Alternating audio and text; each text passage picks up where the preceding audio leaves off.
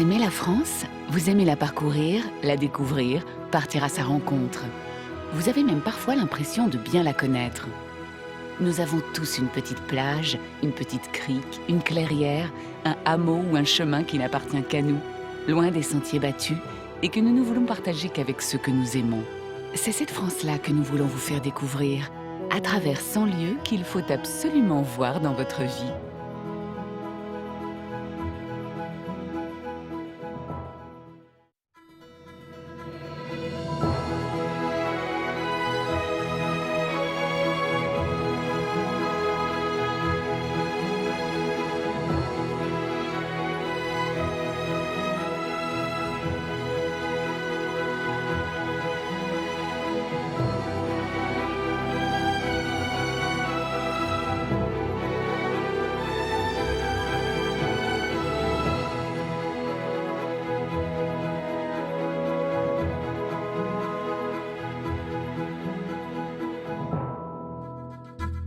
Aujourd'hui, nous partons dans le sud de la France à la découverte du Gard. Ce département offre à ses visiteurs une riche variété de paysages où se mêlent étangs, montagnes et villes chargées d'histoire. Ce voyage nous fera découvrir Nîmes et son patrimoine romain parmi les mieux conservés au monde. Mais aussi la Camargue, une région où les hommes vivent et travaillent au cœur d'une nature intime et préservée. Enfin, nous nous rendrons dans les Cévennes gardoises, ces douces montagnes, véritable paradis pour les randonneurs. Le Gard offre ainsi une palette de décors très différents que vous allez découvrir en compagnie de ceux qui vivent, qui aiment et qui animent ce département. Et c'est à Nîmes que nous allons débuter cette aventure. Préfecture du Gard, Nîmes tient son nom de l'antique Némosus. Construite au IIIe siècle avant notre ère, la cité gardoise est qualifiée très tôt de petite Rome par ses visiteurs.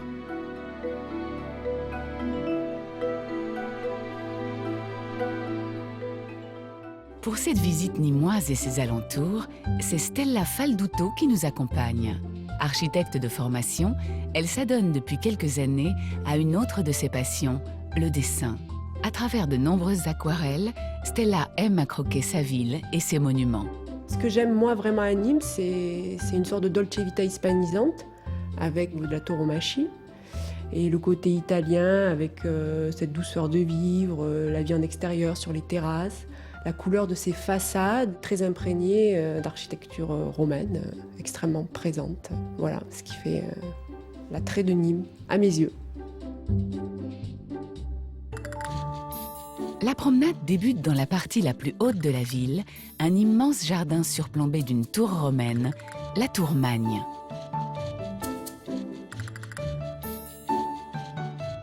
Pour l'accompagner, Stella sait qu'elle peut compter sur les connaissances de Michael Cousigou, le directeur des monuments romains de la ville. Bonjour Michael. Bonjour Stella. Alors pourquoi tu m'as donné rendez-vous ici, en haut des Jardins de la Fontaine, devant la tour Magne? Écoute, c'est un lieu qui est emblématique de Nîmes. C'est le lieu même le plus ancien qui est conservé à Nîmes.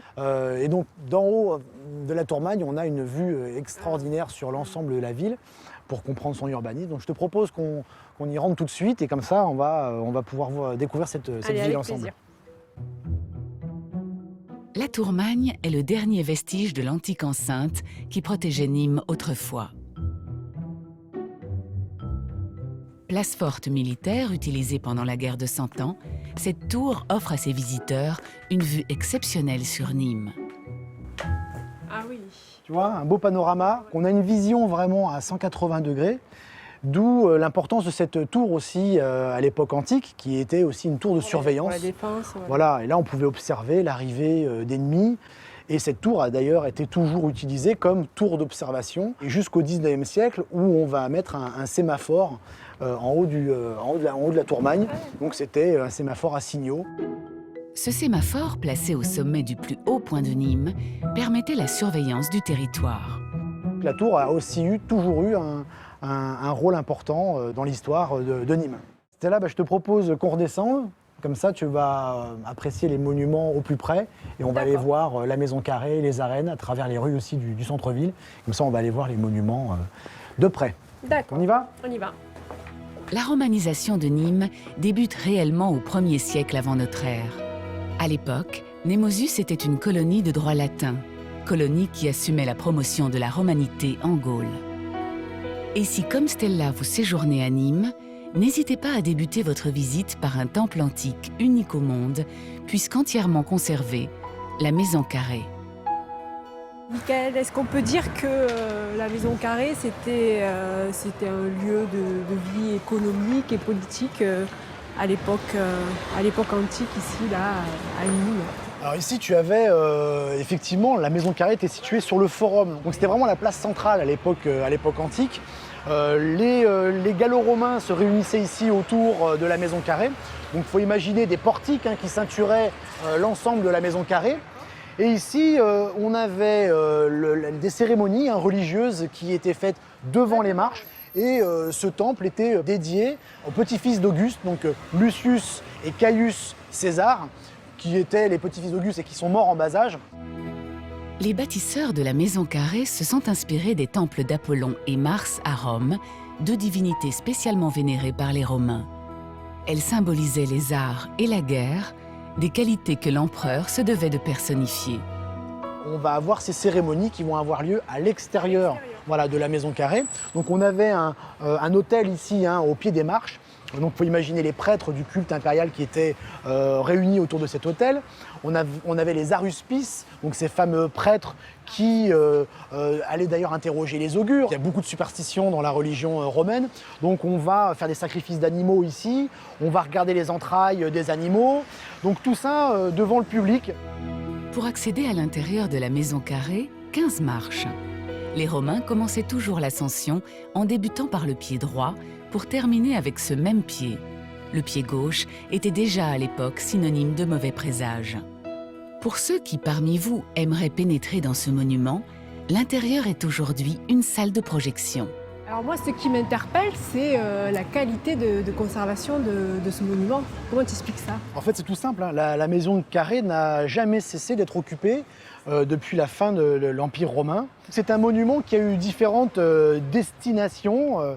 Donc il a été utilisé comme maison consulaire au départ, donc, où se réunissaient les notables de la ville. Ça a été une écurie, ça a été une maison d'habitation, ça a même été une chapelle au Moyen-Âge. Au XIXe siècle, ça a même été la première préfecture du Gard. Donc c'est son utilisation au cours des siècles. Qui explique sa bonne conservation. Exactement. Un monument, pour qu'il soit conservé, il faut qu'il soit toujours utilisé. Mais le monument le plus emblématique de Nîmes est sans conteste les arènes. Troisième plus grandes arènes romaines au monde, derrière le Colisée de Rome et l'amphithéâtre de Capoue, elles pouvaient contenir 25 000 personnes, toutes venues assister au spectacle phare de l'époque, les combats de gladiateurs. Il faut bien imaginer ce qu'étaient les combats de gladiateurs pour les Romains. Et il faut comparer ça, on peut comparer ça un peu au football pour les Brésiliens. C'était vrai.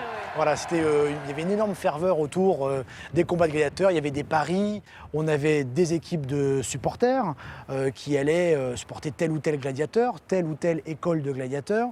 On allait avoir des véritables stars de l'époque, les Zidane de l'époque, pour lesquels on allait devoir payer plusieurs millions de sesterces. Et donc on avait une vraie ferveur autour de ces jeux, ce qui explique pourquoi on construisait ce type de monument pour ces spectacles qui étaient vraiment très importants pour les Romains. Contrairement à une idée répandue, les gladiateurs n'étaient pas que des esclaves en quête de liberté. Une grande majorité d'entre eux étaient des combattants professionnels libres, particulièrement chouchoutés. Si les mises à mort de fin de combat étaient réelles au début de leur histoire, elles furent peu à peu abandonnées, les gladiateurs devenant ainsi les lointains ancêtres de nos boxeurs ou de nos judokas. Si vous êtes en quête de sensations fortes, n'hésitez pas à grimper tout en haut des arènes. Là, vous jouirez d'un panorama exceptionnel. Un panorama dont les Romains profitaient à condition de respecter leur rang social. Dans les arènes de Nîmes, on ne s'asseyait pas n'importe où. Alors tu vois, Stella, là on est dans les gradins. Donc là on est sur la partie antique des gradins. Tu veux dire qu'ils sont d'époque, ceux-là? Alors ceux-là, ils sont vraiment d'époque, hein, ils ont 2000 ans. On est vraiment à l'endroit où on installait plutôt les classes sociales défavorisées, donc les prostituées, les esclaves, et même aussi les femmes, que parfois on séparait des hommes dans les combats. Les femmes... Les femmes n'étaient pas forcément avec les pas hommes. l'égal de l'homme. Non, exactement. Bon. Plus on descendait dans les arènes, plus on montait dans l'échelle sociale. Tu vois, donc là, on s'assoit vraiment là où nos ancêtres s'asseyaient il y a 2000 ans. Et là, on a une vue parfaite sur le spectacle. Et on a une vue d'ensemble sur l'ensemble du spectacle. Aujourd'hui, les arènes se visitent toute l'année. Les spectacles autorisés sont des concerts ou les traditionnelles corridas qui se déroulent au cours des légendaires férias.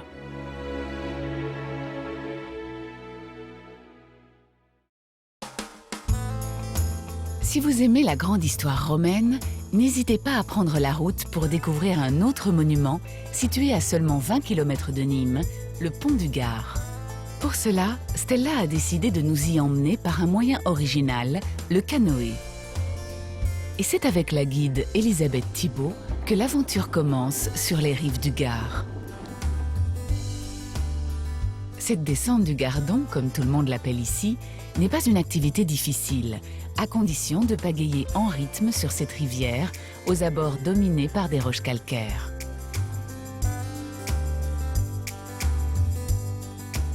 En fait, le Gardon, il fait à peu près 130 km et il prend ses sources dans les Cévennes, autour du massif du Montégoal. Ah oui. Et il a creusé ses gorges dans ce calcaire-là que tu vois, ces falaises, c'est du calcaire urgonien. En fait, cette roche, elle s'est formée en plein secondaire, il y a 115 millions d'années à peu près. Ouais. Et petit à petit, donc, il a réussi à faire son lit. Et du coup, quand on s'éloigne un petit peu de la rivière, on peut tomber sur des avennes, trouver des grottes. C'est tout un réseau comme ça qui a été creusé dans cette pierre. Après avoir pagayé pendant près de 2 heures, le spectacle est à la hauteur de l'effort fourni. Stella et Elisabeth arrivent près du pont du Gard. Conçu pour amener l'eau de la région vers Nîmes, cet ouvrage d'art fut construit par les Romains au milieu du 1er siècle après Jésus-Christ. Après avoir été partiellement endommagé par l'influence humaine et les intempéries, le pont du Gard est aujourd'hui inscrit au patrimoine mondial de l'humanité. L'ouvrage est protégé comme ses abords, où il est d'ailleurs interdit de débarquer en canoë. Ce qu'on va faire, c'est qu'on va aller un peu plus loin et ensuite on reviendra voir le pont en passant par la rive droite, d'accord? Bon, d'accord. L'aqueduc drainait les principales sources de la région, permettant aux Nîmois d'avoir l'eau courante pour leurs besoins domestiques et leur agriculture. Mais il leur permettait aussi d'arroser leurs jardins et leurs fontaines. Ce fleuve capricieux, aux crues fréquentes et dangereuses, a toujours drainé de nombreux arbres ou rochers. Quand vous aussi, vous vous trouverez à ses pieds, vous serez mieux à même d'imaginer la qualité de l'ingénierie romaine. Le pont du Gard est le seul aqueduc romain à 3 étages à avoir résisté au temps. Elisabeth emmène maintenant Stella où le grand public ne peut pas se rendre, au sommet du pont, là où coulait l'eau il y a 2000 ans. Il faut imaginer que l'aqueduc était recouvert par des grosses dalles de pierre, comme tu vois, un peu plus loin. Oui, là-bas au bout. Et en fait, c'était pour éviter les problèmes, surtout d'évaporation et puis d'impureté également, puisque l'eau, elle devait être potable une fois arrivée à Nîmes. En fait, Ça a protégé la qualité de l'eau. Aujourd'hui, les traces de calcaire, caractéristiques des eaux de la région, sont visibles sur les parois de l'aqueduc. Grâce à ces dépôts, tu as le niveau de l'eau dans l'aqueduc. L'eau à l'arrivée d'accord, jusqu'ici. oui, ça donne une indication. Pas tout à fait jusqu'en haut. Et donc, c'était bien uniquement un écoulement gravitaire. Il n'y avait pas de pression. C'est ce qu'on disait tout à l'heure dans le canoë. Au total, le pont mesure 360 mètres de long et sa visite demeure une étape incontournable dans le Gard. La dernière étape de ce séjour dans les environs de Nîmes nous emmène dans une petite ville dont la construction irait de pair avec celle du pont du Gard, Uzès. Ville d'art chargée d'histoire, Uzès mérite que l'on déambule dans ses ruelles médiévales entourant de magnifiques demeures du XVIIe et du XVIIIe siècle. Et qui mieux que Jacques de Crussol, le duc d'Uzès en personne, pour accueillir Stella sur ses terres. Bonjour. Bonjour madame. Bonjour monsieur. Le duché d'Uzès est le plus ancien duché de France. En 1565, Charles IX élève le comte de Crussol à la dignité de duc pour s'assurer de sa loyauté. Le duché était un lieu d'abord géographique, donné à une personne d'une façon héréditaire, la plupart des cas, en primogéniture masculine, c'est-à-dire que c'était le fils aîné qui relevait le duché à la mort de son père. C'est aussi un bâtiment. Voilà, c'est un bâtiment où réside le duc. Alors parfois c'est un peu déroutant, donc dans certaines écrits on voit le château ducal pour faire comprendre, parce que justement les personnes se posent des questions. Voilà, comme vous l'ambiguïté l'avez entre fait. le territoire et l'édifice. Absolument. Jacques de Crussol est le 17e duc d'Uzès. Son château est ouvert toute l'année aux visiteurs qui peuvent admirer l'un des rares châteaux de famille entièrement restaurés au XXIe siècle. Donc là, on se trouve où? On se trouve dans la cour d'honneur du duché, ancienne forteresse moyenâgeuse, transformée au cours des siècles en résidence seigneuriale. Vous avez ici un résumé de l'histoire de France, qui va de la Renaissance, au Moyen-Âge, le XVIIe et le XXIe siècle, dans les garages avec la technologie moderne.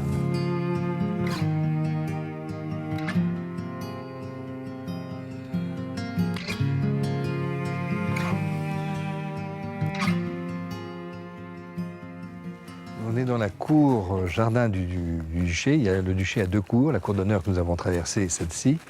Et nous avons essayé de rendre ce lieu qui était assez minéral, parce que nous étions un bâtiment au centre d'une ville, en un lieu un tout petit peu plus végétal. Et vous avez ce résultat avec ces oliviers taillés en boule. On a voulu que cette maison, qui est une maison de famille, habitée depuis 10 siècles par ma famille, soit aussi un lieu d'habitation ouvert au public et un lieu où la famille vient avec plaisir. Vous avez aussi ces pots d'anduze, ces cyprès, qui rendent cet endroit un petit peu plus agréable.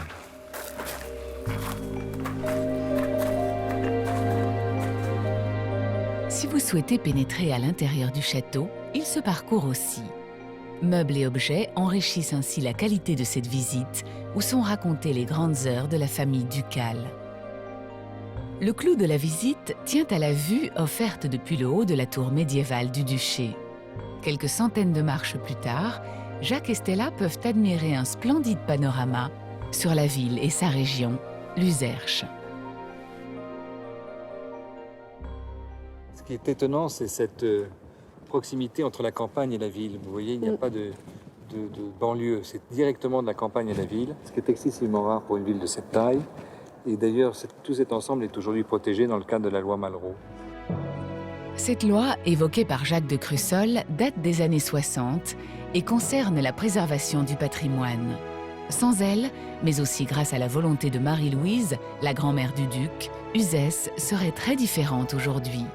Ainsi, des quartiers entiers d'Uzès furent classés secteurs sauvegardés et échappèrent à la construction galopante et anarchique des années 70.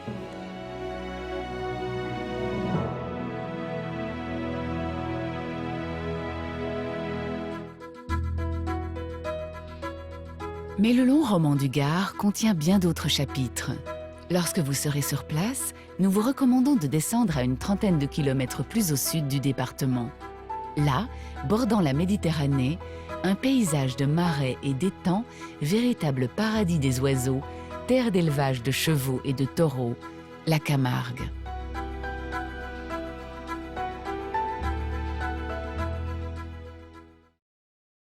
Et pour vous faire découvrir ce grand site de France, un Camarguais pur jus, Jean-Marie Espuche. Cet ancien professeur est avant tout un amoureux de la nature. Pour moi, la Camargue, c'est un grand espace encore sauvage. C'est la possibilité de déambuler, d'aller à la rencontre d'oiseaux, puisque c'est quelque chose qui me tient beaucoup à cœur, mais aussi de personnages, de taureaux, de chevaux qui forment un ensemble très original. C'est donc une scène théâtrale dans laquelle on se sent bien et qui n'est jamais la même.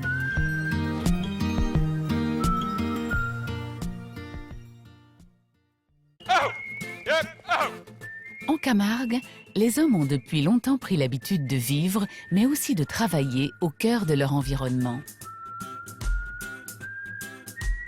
Depuis le Moyen-Âge, ils partagent ainsi leur territoire avec une race bovine qui n'a jamais pu être complètement domestiquée, les taureaux camarguais. La conservation de cette race rustique n'est due qu'aux aptitudes de ces taureaux pour le jeu et les courses. Et si vous aimez l'univers taurin, ne manquez pas l'occasion de vous rendre dans cet endroit, une manade comme on l'appelle en Camargue. C'est ici que Jean-Marie a donné rendez-vous à Bernard Fouguerolles, un propriétaire taurin.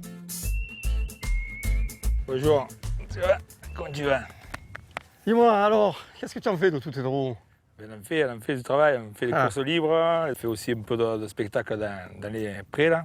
Et tous ces taureaux, bien sûr, passent leur vie dans les pâturages ici. Voilà, ils sont toute l'année dans les prés, mais l'hiver ils montent dans les bois et l'été dans les zones humides comme ici. Et là, ils sont là. Tu nous les montres? Oui, Allez, on y va? Allez, on est parti. Allez, on y va. Allez, BJ, avant. Les taureaux camarguais sont réputés pour leur agilité et leur rapidité. Un poil agressif, ils sont parfaits pour vivre le grand frisson des courses camarguaises. Les origines de ces courses remonteraient au XVe siècle. Elles tendent toutes vers un objectif simple, un affrontement entre l'homme et la bête. Aujourd'hui, Bernard et son équipe doivent isoler des taureaux d'un troupeau qui participeront le soir même à une course camarguaise. Cette tradition s'appelle le triage. Le triage se fait par les gardiens à cheval qui vont isoler un à un les taureaux, les écarter du troupeau, puis les emmener vers le lieu du spectacle, les arènes. Mais ne vous trompez pas, ces joutes ne sont pas des corridas. Ici, il n'y a pas de mise à mort des taureaux. Une fois la course terminée, ils retrouvent leur liberté. Le soir, bon, ils sont plus ou moins encadrés, les cavaliers devant et les cavaliers un peu derrière. Mais par contre, ils sont repris à la sortie du village. On les re-encadre pour de façon à les mener là où on veut, quoi. Dans le camion. Auprès de... Et de là au pré. Voilà. Où ils vont mériter un repos pendant quelques jours. 3 semaines, normalement, pour les tours de course, c'est 15 jours, 3 semaines de repos. Hein. Donc on est loin de l'idée de l'utilisation forcenée du taureau, puisque là, un taureau qui travaille un quart d'heure dans une arène, oui. Il a la vie sauve, puisqu'on est en tradition camarguaise. Oui. Et en plus, il a 3 semaines de vacances. C'est quand même une belle vie pour eux. C'est une belle vie. Et puis 7 pour les... fois, 7 fois un quart d'heure, quoi. Ouais, oui, ils sont pas à peine.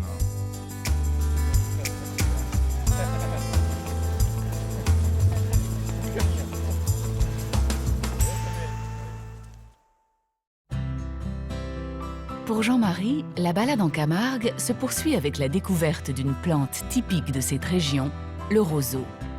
Enracinés dans l'eau saumâtre, ils sont cultivés ici depuis l'Antiquité.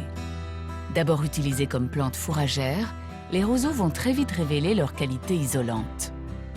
Depuis les années 50, l'exploitation de cette plante s'est intensifiée. Les 3/4 de la production annuelle française de roseaux venant de Camargue. Jean-Marie nous fait d'ailleurs rencontrer l'un de ses agriculteurs, Jean-Renaud Prévost. Avant lui, son père et son grand-père ont cultivé les roseaux. Jean-Renaud a d'ailleurs donné rendez-vous à Jean-Marie au milieu de son exploitation, une roselière. La pousse a démarré au mois d'avril avec les premières chaleurs au printemps et elle se termine maintenant avec lorsque la fleur du roseau se fait. Il n'y a pas d'apport d'engrais. Ah non, non, c'est tout à fait naturel. Il y a une gestion de l'eau au printemps, donc il faut amener de l'eau du mois d'avril jusqu'au mois de juin. Et après, c'est tout, quoi. Et donc le roseau pousse naturellement. En cette fin d'été, Jean-Renaud assure la surveillance de l'exploitation. Les roseaux finissent tranquillement de pousser avant que le gros de l'activité mécanique de récolte ne démarre l'hiver qui suivra. Dis-moi Jean-Renaud, quels sont les ennemis du roseau?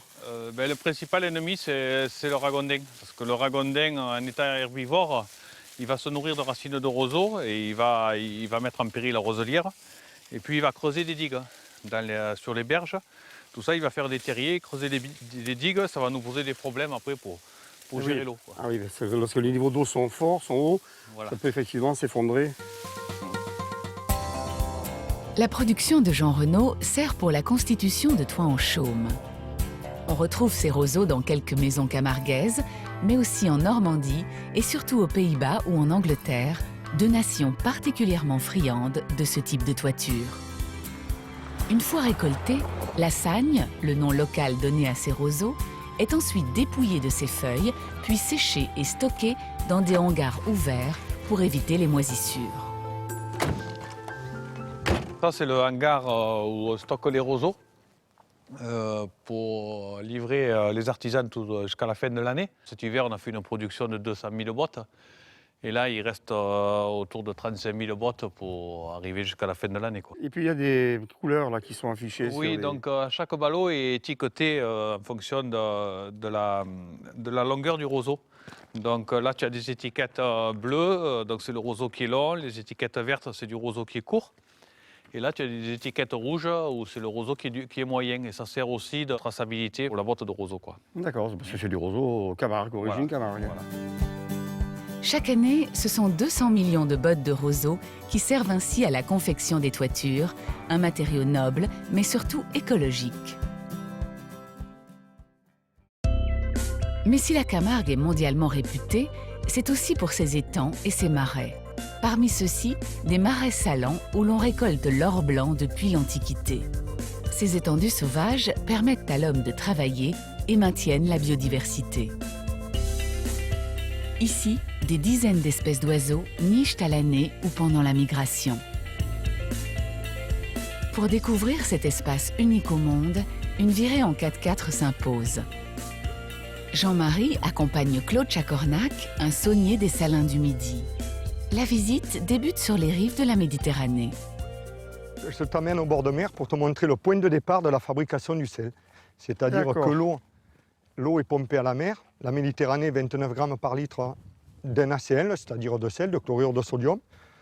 Donc on la fait rentrer par le canal que tu vois. En face, tu as une station de pompage.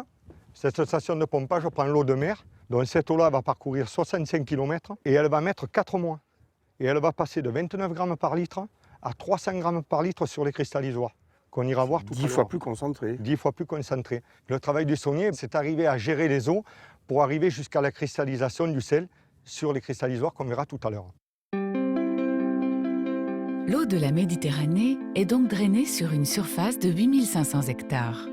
Jouant de l'effet naturel et combiné du soleil et du vent, les sauniers œuvrent et contrôlent la concentration en sel de l'eau de mer. Plus elle augmente par évaporation, plus le sel apparaît.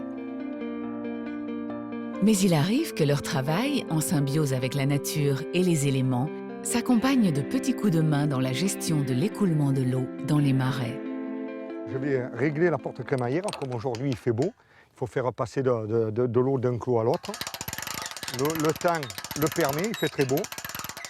Donc là, effectivement, on voit déjà l'eau. Voilà. Donc, effectivement, on voit déjà l'eau passer d'un clos à l'autre.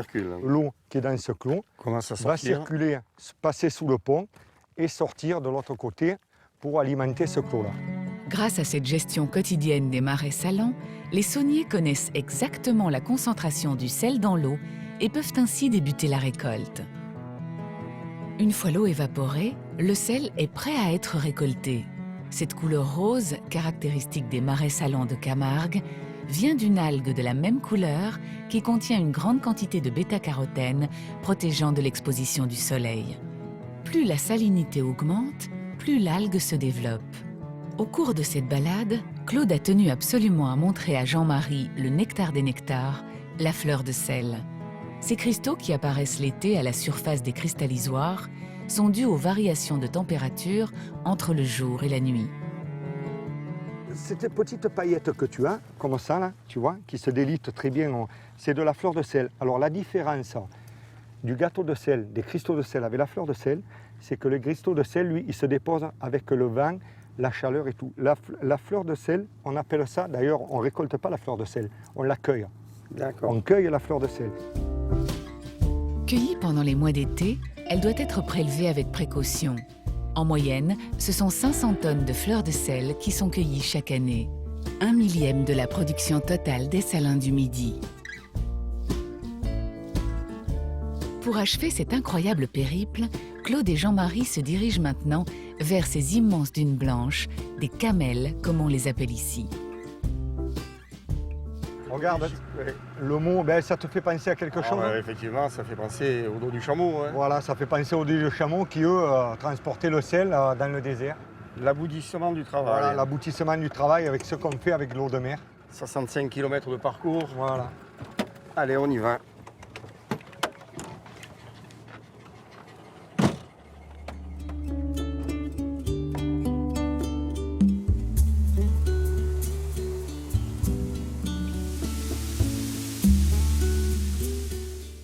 Quand tu vois cet or blanc, eh ben, tu te dis que tu as fait du bon boulot.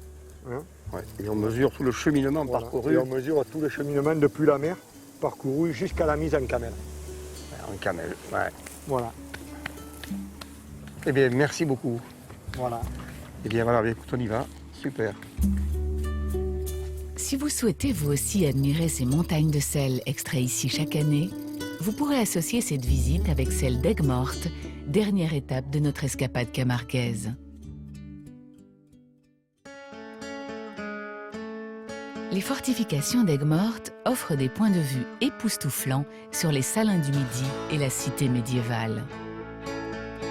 La ville, caractérisée par un niveau de conservation exceptionnel, est une étape obligée pour les visiteurs, curieux d'histoire et d'architecture. Et pour guider Jean-Marie dans cette étape, Patrick Florençon, historien des monuments nationaux. Bonjour Patrick. Bonjour Jean-Marie. Alors tu vas donner rendez-vous ici, je suppose que c'est grâce à Saint-Louis. Grâce à Saint-Louis. Sans Saint-Louis, Aigues-Mortes n'existerait pas. On est au pied de la statue de Pradier qui est du 19e siècle, qui représente un chevalier bien puissant, alors que c'était un personnage assez fluet, plutôt petit, mais qui a fait jaillir de terre Aigues-Mortes. Et nous sommes ici dans le lieu, l'emplacement le plus ancien de la ville, l'espace névralgique avec l'ensemble des pouvoirs religieux, Notre-Dame-des-Sablons, politique avec l'emplacement de la mairie, la maison consulaire, et économique, puisque c'est là que se tient le marché. Il était peut-être chétif, mais il était pugnace. Ah, très obstiné même. Ah oui. On pourrait le dire. Bon, on visite? On va visiter. Allez. Il faudra presque 30 ans pour bâtir toute cette enceinte et pour qu'Aigues-Mortes devienne le premier port du royaume de France. Érigé au milieu d'étangs et de marais au bord de la Méditerranée, c'est au pied de ces fortifications que les Français partirent pour les croisades. Patrick, toutes ces constructions me donnent une impression de démesure. Ah mais c'est tout à fait ça. Bon, la démesure, elle est sous deux aspects. D'abord, l'ampleur. C'est un monument énorme. C'est quand même 1643 mètres de déroulé. Ce sont 10 portes, des tours, etc. Mais aussi, et c'est pour symboliser la puissance du roi.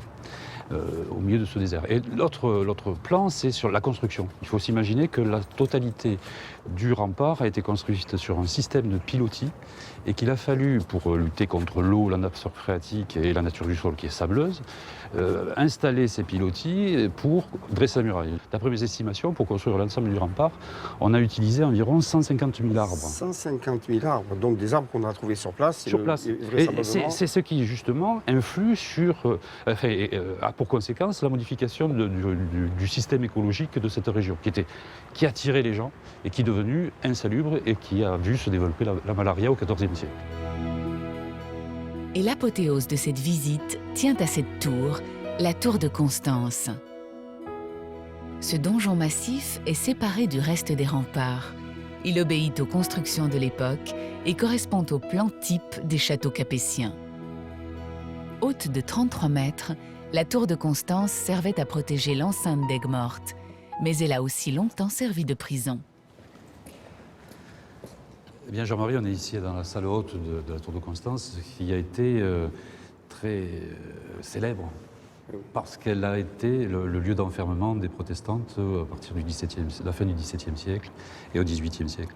Alors, il y a eu de très nombreux captifs ici, hommes, femmes, mais le personnage le plus caractéristique, emblématique de la tour de Constance, c'est quand même Marie Durand, une jeune femme incarcérée ici à l'âge de 19 ans, tout simplement parce qu'elle est protestante. Et elle va rester enfermée ici pendant 38 ans. Elle a laissé un message sur le bord de la Margelle à ses congénères: résistez, ne trahissez ni votre foi, ni les vôtres. Et je crois que le message a intérêt à rester encore ici. Oui, passe les âges, là. Et pour terminer la visite d'Aigues-Mortes, rien de tel qu'un magnifique panorama depuis le sommet de la tour. Waouh! Étonnant, non? Eh bien, écoute, c'est la première fois que je monte aussi haut dans la tour de Constance. Oui, tu sais, c'est un lieu qui, pour des raisons de sécurité, n'est pas ouvert au public. Mais de là, on a quand même la conscience de ce que pouvait être le monument à l'époque médiévale. On est ici dans le phare. Il ne faut pas l'oublier. C'est que dès le XIIIe siècle, tous les soirs, on éclairait un feu ici, de façon à ce que les bateaux qui arrivaient du large puissent arriver dans les étangs pour débarquer jusqu'au pied de la ville. Ah, c'est vraiment fabuleux. Bien merci. De rien. Aigues-Mortes, au cœur de la Camargue, est un grand site de France qui associe nature et histoire.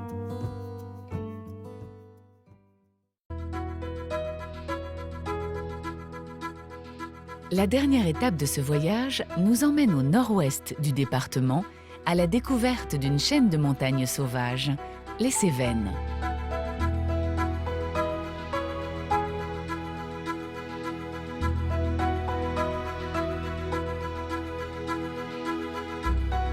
À cheval sur 3 départements, les Cévennes vont nous être racontées par Claude Anselme. Enfant du pays, c'est par l'extrait d'une poésie d'André Chanson qu'il a tenu à nous présenter ces Cévennes gardoises. Il n'y a pas ici de palais, de demeures somptueuses, ni de magnifiques églises, mais d'humbles maisons, des fermes perdues, des abris dispersés dans les combes de la vallée ou dans les replis des hautes cimes. Il faut savoir ce que c'est qu'une ferme dans ces déserts. Il faut pouvoir expliquer ce que c'est qu'une maison dans ces solitudes.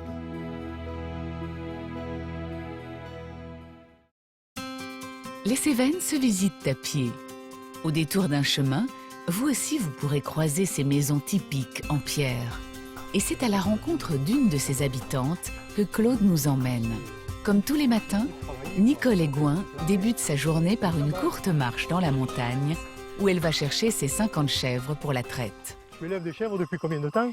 Alors ça fait 34 ans que je suis revenue sur l'exploitation. Et je suis née en fait à la ferme et ça m'a pris de revenir dans les années 80.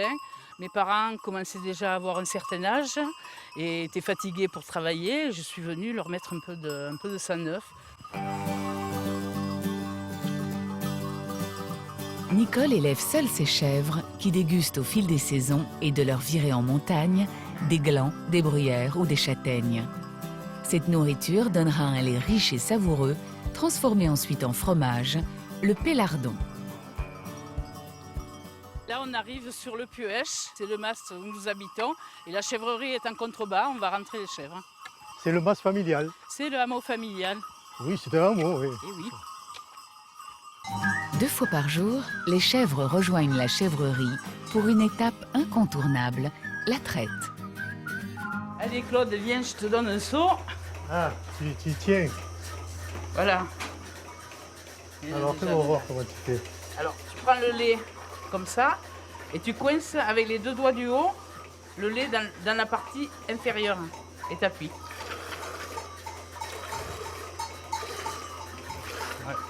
Donc on trait à 2 mains. Et voilà. Tout bête. Allez. La même. Si tu veux, il lui en reste. Viens ici, viens ici, viens ici. Viens qu'à la bouleille. On fait comme ça en fait. On bouche là et on appuie comme ça. Ouais, bon. Ah, ça y est, ça vient. Celui-là, voilà. Il est vide, Voilà. il est vide celui-là. Là.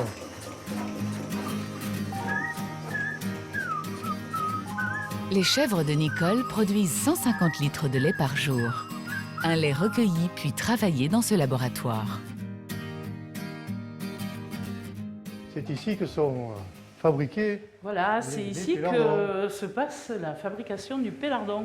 Alors les chèvres qui ont été traites, on va récolter le lait. Puis c'est là que je récupère le lait et que je mets en bassine et qui va cailler 24 heures. Ce lait caillé se compose de 2 matières, une liquide, le petit lait en surface, et une plus solide qui constituera le futur pélardon. Donc tous les jours on vérifie, on caresse. On caresse le fromage. Une fois cette pâte obtenue, Nicole isole le petit lait de la matière solide qu'elle moule à la louche pour préserver sa texture fine et fragile. Chacun, on a nos manières de travailler. Et sur des critères du cahier des charges du pélardon, le pélardon doit être bien sûr moulé à la louche. Oui. Nicole associe Claude à son œuvre dans une autre étape, le démoulage. Tu veux essayer? Ah oui, je veux bien. Allez, je te montre. Je prends mon moule dans cette main, je le tourne là, je tape un petit coup et je le pose. C'est tout simple. Regarde. Tac et tac. Allez, essaye. C'est bien, oui, c'est bien. C'est dans ce sens? Voilà, bravo. Vous savez bien que je finirai par faire les fromages dans ma vie. Celui-là, je l'ai un peu, non? Après cette étape, les pélardons seront salés manuellement, puis rejoindront des frigos pendant 11 jours minimum. Ces grilles où ils reposent seront retournées tous les 2 jours, facilitant ainsi la répartition de l'humidité dans les fromages. Reste une étape, la plus agréable, la dégustation. Alors le pélardon de 11 jours, celui qui est un peu plus âgé. Oui. Après, les petits bleus là qui ont déjà 3 semaines, et ceux-là qui ont quelques mois. Les solides là, hein, ça voilà. C'est des... Oui, d'accord. Allez. Ah, ben, allez. Merci. Si vous voulez déguster les fromages de Nicole, elle les propose uniquement sur les marchés des villages cévenols. Alors, à vous de partir à sa rencontre. La balade cévenole se poursuit le long du Vidourle, où l'on peut encore admirer d'anciennes magnaneries. Ces bâtiments, reconvertis aujourd'hui en maisons d'habitation, furent autrefois le lieu d'élevage des vers à soie. Aujourd'hui disparu, l'élevage du ver à soie constitue encore un souvenir vivace dans la région. Pour mieux comprendre comment se développent ces animaux, Claude se rend à Saint-Hippolyte-du-Fort. Là, il retrouve Muriel Berthaud, la directrice du musée du ver à soie, en pleine cueillette de feuilles de mûrier, l'aliment préféré de ces vers. Bonjour Muriel, là je sais ce que tu fais. Bonjour Claude. Tu penses à tes petits vers à soie là. Eh oui. En ce moment, c'est la période où ça mange. Oui. Là, il vient de sortir de la 4e mue. Et donc, il mange énormément. Je veux bien que tu m'aides. Ouais, je vais t'en ramasser quelques-unes. Ah oui. Bon, allez, j'en ai assez là. On va le mettre dans le sac. C'est bon? Ouais. Allez. La cueillette terminée, Muriel et Claude se dirigent vers le musée pour enfin voir ces fameux vers à soie. Au début de leur vie, ils sont microscopiques, mais ne vont pas le rester longtemps, la faute à un insatiable appétit. La vie de cet animal dure 5 semaines, période où il change 4 fois de peau. À l'échelle humaine, ce changement le fait passer du poids d'un nourrisson à celui de 5 éléphants adultes. Et voilà les plus gros. Ah oui, alors ceux-là, ils ont bien grossi. Maintenant qu'ils ont cette taille-là, qu'est-ce qui se passe? Eh bien, viens voir. On leur met de la bruyère, ils vont grimper et ils vont fabriquer leur cocon dans la bruyère. Le ver à soie se transforme en papillon, pour cette espèce, le bombix du mûrier. Mais avant cela, il crée son cocon, constitué de milliers de fils de soie. C'est là que l'homme intervient de manière radicale. Et voilà le cocon. 1500 mètres de fil. Et évidemment, pour qu'on ait ce fil, il a fallu étouffer le cocon. Et oui, parce que sinon, il sort par là. Le papillon sort par là, il abîme le cocon. Il fait le trou. Hein, le papillon, pour sortir, va faire un trou. Et malheureusement, celui-là, on ne va pas pouvoir le dévider. Aujourd'hui, les élevages de vers à soie se concentrent en Asie. Cette espèce, complètement domestiquée, n'existe plus à l'état sauvage. Alors si vous souhaitez les découvrir, n'hésitez pas à franchir la porte de ce musée. En quittant Saint-Hippolyte, Claude nous emmène à la découverte de l'une des plus belles parties de notre voyage, la Porte des Cévennes. Pour cela, il se rend à Anduze, une ville où démarre le train des Cévennes. D'abord train de marchandises, son déclin coïncide avec celui des industries cévenoles, comme l'élevage du ver à soie. En 1971, la ligne est fermée pour rouvrir 15 ans plus tard, en proposant de n'être utilisée que pour le tourisme. Aujourd'hui, c'est un succès. La reconversion est réussie. Claude embarque à la gare d'Anduze, mais juste avant le départ, il en profite pour rencontrer David, le chauffeur. Bon, je monte avec toi. Ça monte, Claude, ouais. Viens un peu au chaud. Et vous êtes combien là à travailler là, Alors, on est deux. Il y a un chauffeur et un mécanicien. Donc le chauffeur, il ne faut pas se tromper, c'est pas celui qui conduit. C'est celui qui chauffe la machine. Ah, c'est celui qui s'occupe du feu et de l'eau. D'accord. Et le mécanicien conduit. Il a la conduite de la machine et les manettes de frein. Voilà, c'est lui qui va gérer la conduite et le frein. Je vais te faire voir les entrailles, le foyer. Ouais, donc c'est la partie feu. Donc c'est là où on met le charbon. On met le charbon. Comme tu peux le voir, hein, c'est chaud. Oui, ça va. On ne charge pas n'importe comment. On ne met pas du charbon pour mettre du charbon. Ça ne sert à rien d'en avoir une tonne à droite et rien. Il faut que toute la grille soit uniforme. Il y a un peu uniforme sur le plan de grille, en gros. Et parce que s'il y a un trou comme ça où il n'y a pas de charbon, qu'il n'y a pas de feu, ça fait une arrivée d'air frais et la machine ne gaze pas. Départ imminent pour Saint-Jean-du-Gard. Le long du trajet, vous pourrez, comme Claude, admirer le Gardon et la végétation de ses berges, où se mêlent chênes verts, châtaigniers et d'immenses prairies de graminées. En chemin, vous devrez absolument vous arrêter pour découvrir une curiosité locale, rare sous nos latitudes, une forêt de bambous. On doit leur présence ici à un riche botaniste passionné d'essences exotiques, Eugène Mazel. Les premières plantations remontent à 1856. Pour en parler, Claude est accompagné de la propriétaire des lieux, Muriel Nègre. Les bambous qu'on trouve en ce moment-là sont les bambous qui ont été plantés à l'origine. Oui, ça a été. C'est Eugène Mazel. À l'origine, il a planté une trentaine de variétés de bambous qui après se sont installées sur le lieu. À l'heure actuelle, nous avons dépassé la trentaine de variétés. Nous avons 200 variétés de bambous ici. C'est ce qui en fait aussi un site remarquable et remarqué. Ah ben oui, ah oui. Bordés par des rangées de séquoias américains, ces bambous des Cévennes se sont parfaitement adaptés au climat local. As-tu une idée de la croissance du bambou? Ah non, pas du tout, pas la moindre. Quand il fait beau et chaud, le bambou peut pousser de 20 cm à 1 mètre par jour. Ah oui. C'est assez colossal, voilà. Et pour montrer l'usage que les hommes font du bambou, à quelques mètres de l'allée principale, un village laotien. Reproduction à l'identique de l'habitat traditionnel, le bambou est une plante souple qui s'adapte aussi à l'architecture. Pour finir la visite, Claude et Muriel traversent un jardin japonais.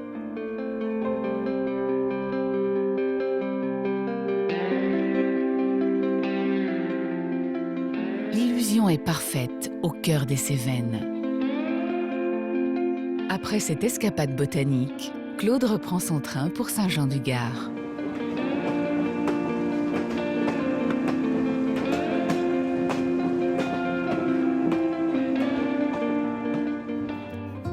Une fois arrivé, il retrouve Magali Castelli, une guide de montagne. Ensemble, ils rejoignent 2 amis de Magali pour la dernière étape de notre séjour gardois, une randonnée sur les sentiers vagabonds des Cévennes. Bonjour. Claude, je te présente 2 amis qui vont découvrir les Cévennes avec nous aujourd'hui. Et si comme eux vous aimez grimper, l'espèce d'arbre dont vous allez à coup sûr croiser les feuilles et les bogues est sans conteste le châtaignier. Cet arbre pousse sur les sols schisteux et acides qui favorisent son développement. Le châtaignier, on le sait, ça a permis aux Cévenols de vivre ici. Le fameux arbre à pain. Exactement. Pourquoi on dit l'arbre à pain? Parce que le châtaignier, il a nourri pendant des siècles et des siècles les Cévenols. On en mangeait au petit déjeuner, on en mangeait à midi, on en mangeait le soir. C'était le plat de base. Comme par exemple le célèbre bajana, la soupe de châtaigne. La soupe de châtaigne, eh oui. Réserve de la biosphère, la nature est ici préservée, mais sans pour autant en chasser les hommes. Au détour d'un chemin, un mas typique condensé d'histoires cévenoles. Tu vois, au 3e étage, on a rajouté un étage et ça, tu sais pourquoi c'était? Je m'en doute. C'était pour créer un espace pour élever, éduquer le ver à soie. Donc les fameuses magnaneries. On voit aussi derrière le mas des bancelles. Ben justement, là, c'était aussi pour casser la pente, retenir l'eau et pouvoir cultiver.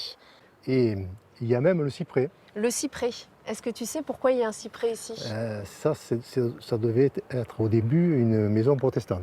C'est une maison protestante et le cyprès, il marque, c'est un petit peu comme une tombe, il marque le lieu où on a enterré les morts. Les protestants n'avaient pas le droit, lors des guerres de religion, d'enterrer leurs morts dans les cimetières catholiques. C'est pour ça qu'auprès des masses traditionnelles protestants, on a toujours un cyprès qui marque le lieu où les morts sont enterrés.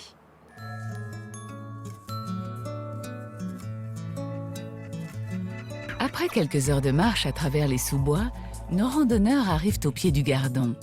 Cette rivière n'est pas toujours ce filet d'eau. Il faut parfois s'en méfier et éviter ses rives quand surgissent les fameux épisodes cévenols, ces violents orages de fin d'été qui provoquent de subites montées des eaux. Nous voilà au Gardon. Wow. Le Gardon de Saint-Jean. Alors dans le Gardon de Saint-Jean, on a tout un tas d'espèces animales qui vivent, de l'insecte, du crustacé, des batraciens, des reptiles. Et puis aussi, tiens, regardez, on a des mammifères. Là. Qu'est-ce que c'est? À votre avis, qui est-ce qui a rongé ce bâton? Un rongeur. Un rongeur, c'est le castor. En fait, le castor, lui, il a recolonisé les Gardons naturellement. Il faut savoir qu'au XXe siècle, le castor, il a quasiment disparu de France, sauf dans le Gard, en Camargue. Et à partir du moment où il a commencé à être protégé, dans les années 1905, il a remonté les Gardons et il est revenu jusqu'ici. Voilà, des montagnes à la rivière ou de serre en vala, comme on dit ici. On a un petit aperçu des Cévennes. Merci beaucoup, Magali, c'était très bien. Bon petit tour d'horizon de cette belle vallée. C'était avec plaisir. Merci à toi. Comme Claude, Magali et ses amis, n'hésitez pas à venir découvrir les Cévennes, cette terre âpre mais qui ne demande qu'à s'ouvrir une fois apprivoisée. Ces montagnes, mais aussi la Camargue ou la région nîmoise, sont des lieux aux 1001 trésors qu'il faut absolument voir dans votre vie.